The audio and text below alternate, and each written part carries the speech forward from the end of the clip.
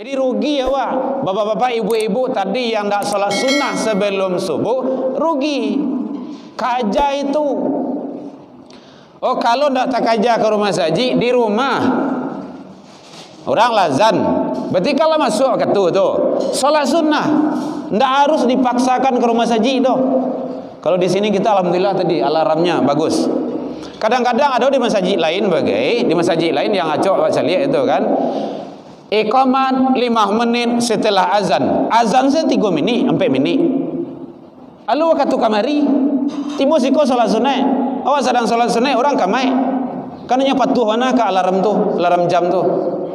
Tidak. Jam kau awak yang ngatur. Ndak awak, dia aturnya dah. Ibadah ndak boleh tak kaja-kaja.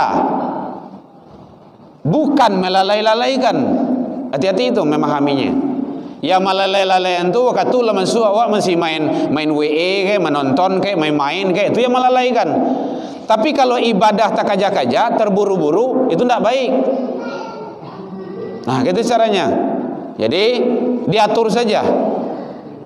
Jadi kalau lah masuk waktu itu salat sunnah di rumah. Rasulullah itu salat sunnah di rumah. Kemudian baru iqamat. Iqamat itu sebenarnya itu adalah perintah imam. Kalau ada kita imam tetap, perintah imam. Jadi imam diperintah. Aduh, ya tampilan bagai kecil jemaah, oi kamai lalai. Tidak boleh. Imam yang merintah. Kalau kamat kata imam, kamat. Kalau belum. Imam yang tahu. Makanya imam itu memahami kondisi dan situasi jemaah. Video ini dimulai. Pastikan kamu sudah mengklik tombol like, subscribe, lonceng, dan serta menyediakan ganjaran bagi orang yang istiqomah. Innalladzina qalu rabbunallah, sesungguhnya orang-orang yang menyatakan Tuhan kami ialah Allah, tsumma istaqamu, kemudian dia istiqomah. Istiqomah salat berjamaah, istiqomah datang ke masjid, istiqomah datang ke majlis ilmu, istiqomah dalam menjalankan kebaikan. Tatanazzalu alaihimul malaikah, akan datang malaikat-malaikat bisikan-bisikan kepada hamba tersebut, alla takhafu wa la tahzanu, jangan takut, jangan cemas, jangan khawatir. Wa absyiru bil jannah, bergembiralah dengan jannah. Jannah itu surga. Jadi orang yang istiqomah balasannya adalah surga. Masya Allah. Mudah-mudahan Bapak Ibu kita selalu istiqomah dalam menjalankan ketaatan kepada Allah Subhanahu wa taala.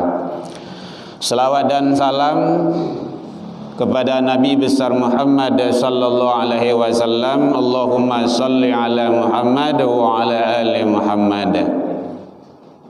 Rasul akhiruz zaman, la nabiyya ba'dah, tidak ada nabi sesudah Nabi Muhammad yang kita imani dan kita yakini. Yang sama kami hormati Bapak Ibu pengurus Masjid Nur Islam, Bapak Ibu tokoh masyarakat, tokoh agama, tokoh pendidikan, orang tua kami, bapak-bapak, ibu-ibu jamaah, nenek mama, alim ulama, cadia pandai, suluh bendang dalam negeri, terusnya kaum ibu hadirin, kita ramai di sini. Dan udah John, makasih dah John, sehat Buya, Ustaz Ilham, Onang, ada di sana ambo di siko, ayo mesti tekanah juga lihat. Baik Bapak Ibu, pagi ini mungkin kita tidak lama karena tu letak nampaknya tu. Alhamdulillah subuh mubarakah kita ini harus disemarakkan yang seperti ini. Di tempat kami juga seperti ini Bapak Ibu. Jadi tinggalkan di sana, kita berangkat ke sini karena ada panggilan. Alhamdulillah menjelang kita lebaran alun puasa lebaran dah. Menjelang kita Ramadan ini yang terpenting bagi kita adalah bagaimana kita untuk mempersiapkan zahir dan batin untuk kita beramal. Beramal itu tentu dengan ilmu. Amal tanpa ilmu tertolak. Ilmu tidak diamalkan, tidak ada guna, tidak ada manfaat. Al-ilmu bila amalin kasyajari bila samarin. Ilmu yang tidak diamalkan bagaikan pohon yang tidak berbuah, tidak ada artinya. Nah, mudah-mudahan kita beramal di Ramadan dengan ilmu. Jadi kalau ada pengajian di Siko, di surau, di majlis atau di masjid kita ini, setiap kapankah hadir dan datangi. Karena itu besar manfaat dan nilai di sisi Allah Subhanahu wa ta'ala. Kadang kita kan menganggap remeh saja itu. Nah, ternyata punya nilai yang lebih, yang sangat hebat sekali. Jadi kalau ada pedanya, siap solat tu ada pengajian, jangan pulang wak dulu, dah ngawirid. Oh, kami di YouTube bisa aja nya Ustaz. Di TV banyak kini ko buya yang hebat-hebat. Atau di tangan awak, di handphone masing-masing. Tapi tidak sama Bapak Ibu, tidak sama. Contohnya, sia yang berjalan menuju majelis ilmu, apalagi tadi kita sholat subuh, diawali tadi sholat tahiyatul masjid, datang gak capek gitu kan. Kemudian sholat wudu, kemudian sholat sebelum subuh, kemudian sholat subuh, hadir di majelis ilmu, siap itu beku makan bersama Allah, bermusafahah saling bersalaman, kemudian baru pulang. Itu luar biasa. Man salaka tariqan yaltamisu fihi ilman. Siapa yang menempuh satu jalan, siapa yang berjalan ke majelis ilmu, ke masjid, ke musalla, acara-acara kajian, itu Allah mudahkan jalan menuju surga baginya. Sahalallahu lahu tariqan ilal jannah. Ini sahih itu. Dalam kitab Tarhib wa Tarhib itu juga dijelaskan. Jadi tidak ada ruginya awak duduk di majelis ilmu, wirid. Oh, kaji itu kaitu saja, solat ka solat saya bantu anda ndak do yang lain saya. Sadang lay solat diulang-ulang tarui lain ndak jo. Lay dingin tarui lain ndak jo. Lay 5 waktu dipanggil di masjid musalla itu, ada aja yang ndak datang. Apalagi kalau ndak dipanggil. Dan lebih bahaya kalau dilarang. Dilarang ke masjid itu ya kan. Nah, jadi oleh sebab itu ternyata sangat penting sekali. Hadirin kaum muslimin, jadi ternyata hadir di majelis ilmu itu adalah sesuatu hal yang sangat memudahkan kita dalam pandangan Allah jalan menuju surga. Itu baru hadir saja. Datang saya ke wirid baru belum mendapat apa-apa kita. Itu jalan ke surga sudah terbentang. Mungkin tiba di masjid itu menyanda-nyanda, ada apa tu? Awak dilatih mungkin mengantuk itu kan. Boleh, tidak apa-apa. Kamu anggu-anggu, okay. Jadi tidak ya, ada munjuk-unjuk, ya munjuk, tidak apa. Biasa kadang-kadang awak nak mula gaya-gaya kan. Apalagi ke siang tadi awak latih lah. Tapi datang kita itu sudah jalan menuju surga sudah ada. Akan luar biasa itu. Kemudian termasuk diberikan ketenangan, sakinah. Bapak Ibu, ternyata datang ke majelis ilmu, pai wirid tu, menengah kajian, termasuk pai Jumat, itu membuat ketenangan. Buktinya banyak orang nak lelok. Di Siko ndak ada. Di Siko ndak ada. Karena kita sering jadi khatib Jumat, itu mulai saya kati nanya orang nyoba kadua. Duduk di sudai lah tu. Paling ujung lah. Itu rugi dia itu. Lah datang tapi rugi. Khairu sufufir rijal awaluha. Sebaik-baik saf laki-laki itu di depan. Di muka, bakal aja ke muka, jangan di belakang. Iko datang dulu, duduk paling sudut di belakang lo, main handphone lo bagai. Jumat petang di mana tu ya? Main WA, entah main apa, main HP nya. Awak sedang ketubah. Astagfirullah. Akan rugi kita itu.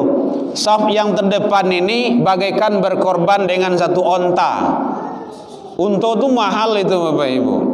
Terus belakangnya kuda, kambing, sapi, ayam, terus telur itik, telur puyuh apa yang belakang. Atau korban bakwan segala macamnya. Semakin ke depan itu semakin besar. Jadi hadir di majelis ilmu, duduk mendengarkan, diam, itu adalah suatu karunia dan rahmat Allah, diberikan ketenangan. Jadi kalau tidak percaya Bapak Ibu boleh dicari itu. Buktinya tenang, adanya yang mengantuk, ada yang berkaruh bagai, ada yang tidak nyaman. Biasanya orang yang namuh lalu itu kan hatinya tenang, sakinah. Kadang-kadang lau putar-putar, putar suuk, putar kidap, putar suuk, lau mati lampu, layam satu, alunnya lalu dah. Tu apa nama penyakit dan antu tu dah. Yang susah lalu tu. Kenapa? Ketenangan itu. Nah, jadi hadir di majelis ilmu, mudah-mudahan hadir kita ini menjadi saksi nanti di hadapan Allah Subhanahu wa taala. Alah, Bu. Itulah maksud ceramah itu dah. Biasanya kalau ceramah hamba tu antara maghrib itu alarm misa berhentian. Kalau kini siap subuh berhentian kau. Alarm zuhur. Wow. Baik Bapak Ibu, mengingat waktu, Allah menyampaikan dalam Al-Quran surah Al-An'am surah yang ke-6 ayat 160. Bismillahirrahmanirrahim. Man ja'a bil hasanah falahu asyru amsalihah. Siapa yang berbuat membawa amal kebaikan dibalas 10. Cie babue dibalas 10 Wa man ja'a bisai'a, siapa yang membawa dosa dan kesalahan, fala yujza illa mithlaha, balasan seimbang dengan yang dilakukannya. Kalau gadang dosanya gadang lo balehe, kalau ketik dosanya ketik lo balehnya. Wa hum la yuzlamun, manusia itu tidak dirugikan oleh Allah. Kita berangkat saja dari sini ya Bapak Ibu. Ibu lah menyanduk tu. Baik. Sekarang kita sudah berada di akhir bulan Sya'ban. Sudah menjelang akhir. InsyaAllah pekan depan kita akan mengadakan Ramadan, insyaAllah. Kalau menurut informasi yang beredar hari tanggal 22, ya. 22 tarawehan, 23 kita puasa, insyaallah. Mudah-mudahan Allah izinkan. Bulan yang penuh maghfirah. Bulan Sya'ban ini sering terabai dan terlupakan. Dzalika syahrun yufalun nas. Pada bulan itu manusia sering lupa, abai, tidak peduli dengan kebaikan-kebaikan yang terkandung di dalamnya. Nyota letak baina Rajab wa Ramadan, antara bulan Rajab dan Ramadan. Kalau Rajab dulu sibuk dengan kegiatan-kegiatan Isra wal Mi'raj, mulai dari kantua, dari masjid, musalla, bahkan di mana-mana kegiatan di sekolah-sekolah ramai dengan kegiatan peringatan. Ramadan sibuk dengan amaliyah puasa dan juga amaliyah lainnya di siang hari. Bulan Sya'ban, kau bulan takapi lah, sering terabaikan kata Rasul. Maka bulan itu perbanyaklah satu, amal soleh, amalan solat sunnah. Kalau puasa di Sya'ban mungkinlah hampir-hampir habis lah kau. Karena Rasul menganjurkan puasa di Sya'ban itu sedikit saja yang tidak. Karena yasumu Sya'ban, kata Aisyah, aku melihat Rasulullah itu puasa di Sya'ban kulluhu, hampir-hampir semuanya. Hampir-hampir sadawat, betul tidak sadawat itu dah. Yang sadawat Ramadan. Illa qalil, kecuali sedikit saja yang tidak. Yang sedikit itu bagian akhir. Bagian akhir. Nah, sekarang karena kita tidak berapa hari lagi, hari Sabtu Ahad, Isnin, Selasa, Arba'. Kan 4 hari lebih kurang 4 hari lagi. Lebih baik tidak lagi. Gitu. Kenapa tidak? Supaya tidak beranggapan Ramadan itu atau Sya'ban tidak nyambung dengan Ramadan. Gitu. Jadi maka qalil sedikit saja yang tidak. Jadi sering terabaikan. Apa yang sekarang kita kejar lagi? Amalan solat sunnah. Itu kadang-kadang terabaikan. Rugi sangai awak ada waktu tapi tidak melaksanakannya. Contoh di sini kita masjid. Datang solat zuhur ke masjid itu, sampai di masjid tahiyatul masjid dulu 4 rakaat. 2 rakaat. Kemudian solat sunnah wudu 2 rakaat. Kemudian al-azan lah masuk waktu zuhur, salat sunnah rawatib 4 rakaat, 2 salam. Kemudian salat zuhur 4 rakaat. Beko sebelum pulang beko salat rawatib lo 4 rakaat, 2 salam. Baru pulang lagi. Lah berapa tadi saudara itu? Sadonyo. 2 balik. Kan lumayan tuh. Laksanakan itu, kita ada waktu.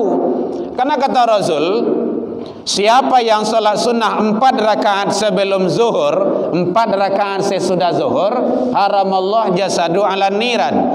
Allah hindarkan dia dari api neraka. Itu baru sholat sunnahnya saja, belum yang wajib itu. Sudah menyelamatkan kita. Kan luar biasa. Sampai salam tuh, sampai rakaat tuh 2 salam ya Bapak Ibu ya. 2 salam. Salat sunnah rawatib muakkad 2, salat sunnah rawatib ghairu muakkad 2. Kalau dengan kebatannya boleh, Bu. Itu caranya. Jadi perbanyak amalan salat sunnah supaya tidak rugi ya, Pak. 1. Bu, lihat dulu, Bu. Lah kalau entong bukan aku. Oke, yang dimukasi dengan salat sunnah atau amalan sunnah apa itu, Bu? Kalau wak karajuan Bapak halu. Terus kalau ditinggal marugi. Itu nan sawanah itu. Kalau di karajuan Bapak halu ditinggal marugi. Karena ada yang punya pendapat di karajuan Bapak halu ditinggal ndak ditinggal ndak wadoso. Kan ndak wajib dah mah. Nyo kadang-kadang berang lo kok ndak wajib dah mah. Padahal dia merugi di sana. Itu buktinya tadi.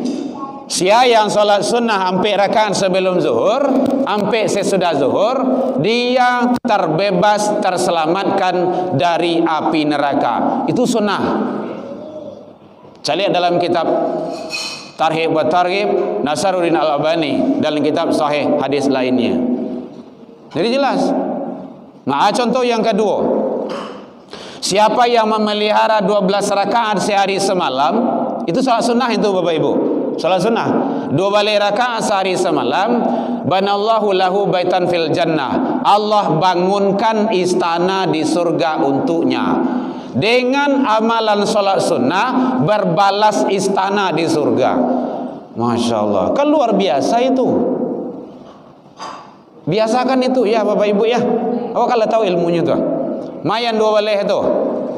4 sebelum zuhur, 2 sesudah zuhur, berapa Bu? 2 sesudah maghrib, 2 sesudah isya, 2 sebelum subuh. 2 balas ya Bu ya. Siapa yang menjago nan 2 balas itu, dia mendapat bangunan istana di surga, balasannya dari Allah. Hanya dengan modal salat sunnah 2 balas rakaat. Jadi rugi ya Wak. Bapak-bapak, ibu-ibu tadi yang tak salat sunnah sebelum subuh, rugi. Kaja itu. Kalau tak kaja ke rumah saji, di rumah orang lazan. Berarti kalau masuk ke tu salat sunnah, tak harus dipaksakan ke rumah saji itu. Kalau di sini kita alhamdulillah tadi alarmnya bagus. Kadang-kadang ada di masjid lain di masjid lain yang acok saya lihat itu kan. Iqamat 5 menit setelah azan. Azan saya 3 menit, 4 menit. Lalu waktu kamari, tiba siko salat sunnah. Awak sedang salat sunnah, orang kamai. Kan hanya patuh mana ke alarm tu, alarm jam tu. Tidak. Jam kau awak yang ngatur. Ndak awak lah dia aturnya dah. Ibadah ndak boleh tak kaja-kaja. Bukan melalai-lalaikan. Hati-hati itu memahaminya. Yang melalai-lalaian tu waktu tu lah masuk awak masih main WE ke, menonton ke, main-main ke, itu yang melalaikan. Tapi kalau ibadah tak kaja-kaja, terburu-buru, itu ndak baik. Nah, gitu caranya. Jadi diatur saja. Jadi kalau lah masuk waktu tu, salat sunnah di rumah. Rasulullah tu salat sunnah di rumah. Kemudian baru iqamat. Iqamat itu sebenarnya itu adalah perintah imam. Kalau ada kita imam tetap, perintah imam. Jadi imam diperintah. Aduh, ya tampil lain bagai kecil jemaah, oi kamai lalai. Tidak boleh. Imam yang merintah. Kalau kaman kata imam, kaman. Kalau belum. Imam yang tahu. Makanya imam itu memahami kondisi dan situasi jamaah. Jadi imam jangan panjang-panjang. Makanya bertanya ke dia tadi kan.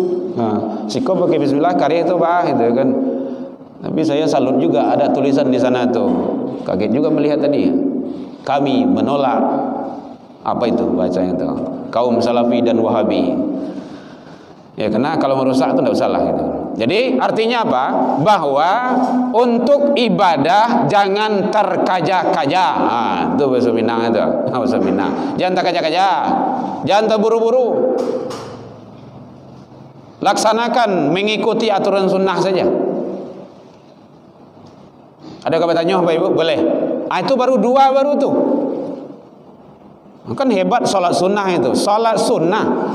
Jadi bahkan siapa yang melaksanakan salat sunnah 2 rakaat sebelum subuh khairu minad dunya, lebih baik daripada dunia dan isinya. Salat sunnah 2 rakaat sebelum subuh lebih baik dari dunia. Belum salat subuhnya. Masya Allah. Tidak ada balasan yang seperti itu. Andaikan Pak Pengurus menyiapkan di sini itu kan di masjid kita ini, siapa yang datang ke masjid yang pertama hadiahnya contohnya kan lemari es atau motor Sedion itu kan, atau kalau enggak mungkin mobil Avanza, mungkin lalu di siko tu mah salat subuh. Lalu di siko dia pingin apa? Dia pingin hadiah tadi. Ini khairu minad dunya, lebih baik dari itu. Jadi kalau bapak-bapak ibu-ibu yang rumah lain dakek dari rumah saji, datanglah ke rumah saji. Manyasa bisuak rugi sangai awak. Rumah lah dakek rumah saji, ndak datang ke rumah saji do. Bilo ke datang rumah saji itu? Lah mati. Lah mati itu ndak datang ke rumah saji, dibawa orang tu. Kalau ndak dibawa orang lu tentu lah tu do. Kan rugi sangai awak tu duit sekalinya. Makanya ke masjid itu panggilan iman. Kalau iman yang dakek di rumah saji, mau dia saja jauh rumahnya, nyo pasti datang. Kenapa? Imannya yang dekat. Tapi kalau iman yang jauh, je masjid tu, le balanci-lancian rumahnya masjid itu. Balanci-lancian tahu? Le balanci-lancian rumahnya masjid, iman yang jauh, nangka indah-indah saja tu. Nyo pakai ilmu basi saja tu mah. Besi pakak, besi aniang, besi andi saja, besi engak saja. Ya kan rugi sangat awak lah menjadi manusia kayak gitulah diciptakan Allah. Allah tak minta apa-apa kok. Muangok saja awak tak diminta dari Allah. Coba kalau dibayar itu, tak bisa kita bayar itu, tak mampu kita. Jadi bersyukurlah Bapak Ibu, pertahankan solat berjamaah kita di masjid, datang beramai-ramai, bawa anak-anak awak. Kok anak-anak seorang nampaknya tu? Rasanya ada anak-anak yang dah lalu di rumah tu. Namun berbawa tu. Jadi perempanjang bawa kemari itu. Harus dibawa. Harus awak nak membawa sialai. Orang lain nak menjaga ke rumah kan tak mungkin. Jadi anak dibawa, dibiasakan ke masjid supaya dia terbiasa besoklah kadang. Dia menjadikan anak soleh dan soleha itu butuh perjuangan dan pengorbanan Bapak Ibu. Butuh. Jadi kalau biasa anak awak ke rumah saji, dididik dia, kemudian nanti dia insya Allah akan terbiasa sampai dia besar. Kemudian menjelang ibu-ibu selesai menyanduk kah? Kemudian kalau ada anak bagalui di masjid, balarihnyo, baca kaknyo, jangan diusia. Ini pesan dari Dewan Masjid, karena kita anggota Dewan Masjid, tentu kita sampaikan lah. Ada masjid, pengurus masjid, jamaah bagai yang mau usia anak, hoi, ribui saya pulang. Anak-anak tu takuinyo, ayo pulangnya. Dah datang mah doh. So wiri remaja panggil tu mah. Nana datanglah wiri remaja. Hari jam 10 ustaz lah tiba jembara kawiri. Kecilnya dari jauh mati salah kami bosi asnya. Nyo balian kawak balian. Ndak boleh. Dididik salah basapu tukah barasa. Awak madala dulu tu tek mah. Entah mah kamadah awak jenyo. Kini saya awak sama gaek basobo ala 10 tahun dak sobo doh. Tahu-tahu basobo baku cika bagalai apa tu maribui itu. Jadi kalau ada anak salah basapu tukah barasa. Nah, jangan maribui. Ustaz sedang khutbah, kita solat, dak boleh ribut ya. Yo ya sebenarnya. Maribuinyo tegur. Tapi jangan salah solat loh. Sarang solat. Hoi, maribui. Jangan sarang solat. Jangan. Siap solat. Tadi lah ya kecian. Jangan maribui. Bisuak jangan ribui lah ndak. Bisuak jangan ribui lah ndak. Tuh. Oi, tadilah ya kecian. Kok kemari bui? Ndak usah datang. Itu melarang namanya tuh. Ndak boleh melarang. Ingat Bapak Ibu, anak-anakku belum ada yang permanen. Bapak Ibu yang dosen, yang guru-guru, yang tenaga pendidik, dalam psikologi perkembangan anak, sampai anak itu dia SMA belum permanen. Belum permanen dia. Masih dia mencari jati diri. Maka banyak anak anzaze yang broken itu saat mulai kelas 6 SMP SMA. Di situ hancurnya. Kalau tidak ada bimbingan dari sana, lewat. Jadilah anak jalanan, jadilah geng-geng itu.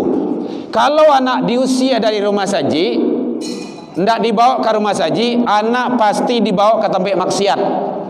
Itu jaleh tu. Anak akan dibawa ke tempat main PS. Anak akan dibawa ke jalan-jalanan. Anak akan dibawa ke tempat narkoba. Bahkan anak akan dibawa ke gereja. Selama yang anak awak menangisnya, bagaluinya 30, 40, 60 tahun yang akan datang, nak menangis tadi itu nak kamar menor Islam kuah. Awak kini umur ala 70 ala 60 ah. Tambah 60 tahun lagi. Berapa tu? Lah saratui ndak bantu ugang lah tu doh. Tunggu gak salah tu mah. Inyo nang kamar main masaji ko. Inyo ndak dibiasaan, inyo ndak dibawa, inyo alergi di masaji. Ndak awak kena bagi tarui se masaji itu malih awaknya.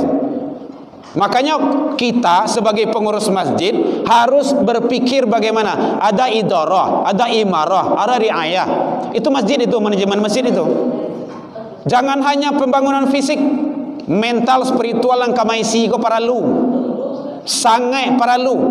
Aduan wirid ibu-ibu, majlis yasinan, wirid pengajian apa kek terserah, pengkaderan, pengurus masjid di kader. Kadang ada masaji bagai ustaz ada halangan, khotib mendadak atau kecelakaan macam-macam ndak tiba. Atau panik pengurus tu. Petugas masaji ndak lodo. Panik pengurus tu, ada yang bubar malahan. Ndak Jumat masjid tetangga. Akan bahaya itu.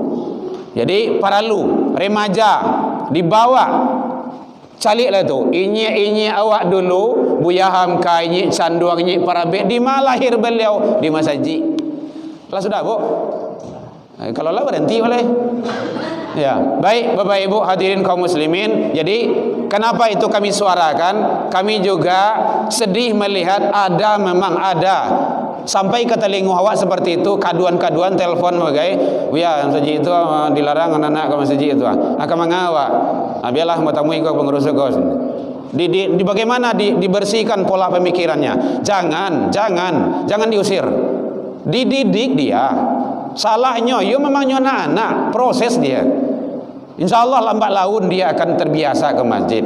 Bahkan Nabi sedang sujud sedang sujud itu ibadah tu Bapak Ibu, solat. Naik ke pundak beliau ku cucu beliau Hasan wal Husain. Lai dibantiang dan Nabi gitu. Tidak, dilamakan sujud oleh Rasul. Itu pendidikan anak tu. Ambo pernah mencaliak Bapak Ibu itu di masjid terakhir Bapak Ibu ya, di Masjid Muhajirin Mawar Putih. Kalau mendidik anak tu, bapak-bapak salat di depan, anak-anak laki-laki, anak-anak perempuan di depan. Di sini lain itu, alhamdulillah, ibu-ibu di belakang. Itu pendidikan terhadap anak tu. Itu hadisnya tadi itu, khairu sufufir rijal awaluha, sebaik-baik saf laki-laki dewasa itu di depan anak-anak, wa syarruha akhiruha, kurang baik di belakang anak-anak, wa khairun nisa, sebaik saf perempuan dewasa itu akhiruha, di belakang anak-anak, wa syarruha awaluha, kurang baik di depan anak-anak. Itu pendidikan. Bapak-bapak, anak-anak laki-laki, anak-anak perempuan, ibu-ibu di belakang. Ibu-ibu ibarat membuat kue. Kue apa namanya itu? Yang di atas api, di bawah api. Kue nama itu? Kue pengantin. kue panggang, kue bolu tu. Di atas api, di bawah api. Kira-kira masak ndak kue itu? Ndak masak lagi, doa gui satu mah. Psikologi seperti itu. Ndak kamu mungkin dia mau bagalui maribui semacam aduh nenek-nenek, aduh mama-mama, aduh malu sagano gitu. Pendidikan itu. Biasakan insyaallah. Baik, demikian saja Bapak Ibu, mohon maaf. Mari perbanyak amalan salat sunnah, jangan sampai ditinggal karena merugi sangat kita, melatih diri kita untuk lebih baik di hadapan Allah Subhanahu wa taala. Kuncinya laksanakan yang wajib, perbanyak yang sunnah. Dalam penyampaian ada kau tanya Bu? Enggak lah, makan nonton oleh. Dalam penyampaian nambo tadi kok kurang lama manihe racik bawang dek kurang ngalu hirono pici dek kurang kuni atau masakan talam biak mata, maafkan nambo tentang itu. Lai dimaafkan Bapak Ibu hadirin. Alhamdulillahirabbil alamin. Jauh dari itu kita juga sudah saling memaafkan. Jadi kau indak dijanjang amona iya, indak ditangguh ambo turun, mungkin tak dorong di lompatan lupuh di kaki nan kapata. Ndak ada gadiang nan tarata, ndak ada tupai nan tak gawah, yang qadim hanyalah Allah. Salah ke Allah kita taubat, salah ke manusia saling maaf memaafkan. Ilal liqa wastabiqul khairat wabillahi taufik wal hidayah. Assalamualaikum warahmatullahi wabarakatuh. Ya Nabi salam alaika ya